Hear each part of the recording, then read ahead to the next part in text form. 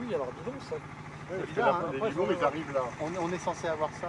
Là, Actuellement, Touraine-en-Bois, c'est des règles d'encépagement un petit peu différentes de l'appellation de Touraine, avec des rangements un peu inférieurs, mais toutes les parcelles qui sont délimitées en AOC Touraine sur l'aire géographique peuvent faire du Touraine-en-Bois aujourd'hui.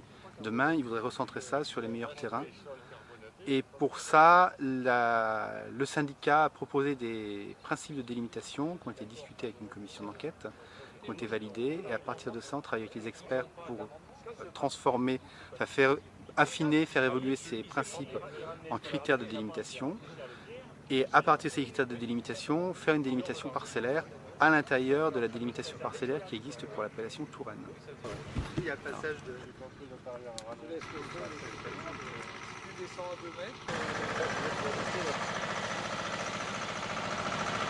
Pour l'instant, on continue à réfléchir sur les critères sur lesquels on a commencé à travailler.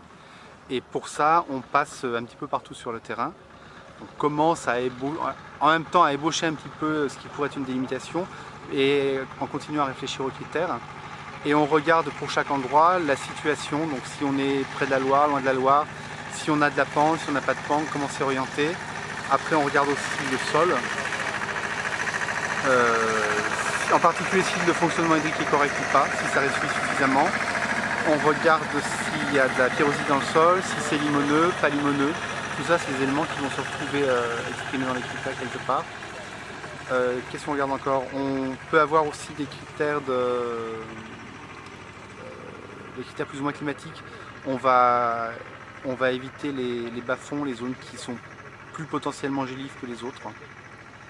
Et pour ça, j'ai préparé des documents avec l'ordinateur, en fait des cartes, sur lesquelles on empile le cadastre, la photo aérienne en transparence, avec le fond IGN dessous. Comme ça, on a à la fois la topo du fond IGN, des points cotés, des courbes de niveau, des noms de lieux-dits plus ou moins, le tracé du cadastre.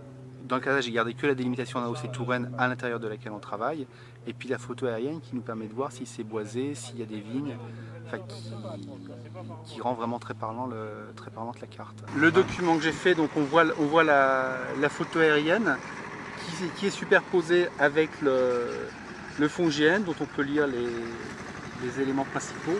On voit en particulier des points cotés, les noms de lieux-dits plus ou moins, les courbes de niveau, ce qui me donne une idée du relief. Et au-dessus, j'ai gardé uniquement les parcelles cadastrales qui sont classées en AOC Touraine, à l'intérieur desquelles on travaille.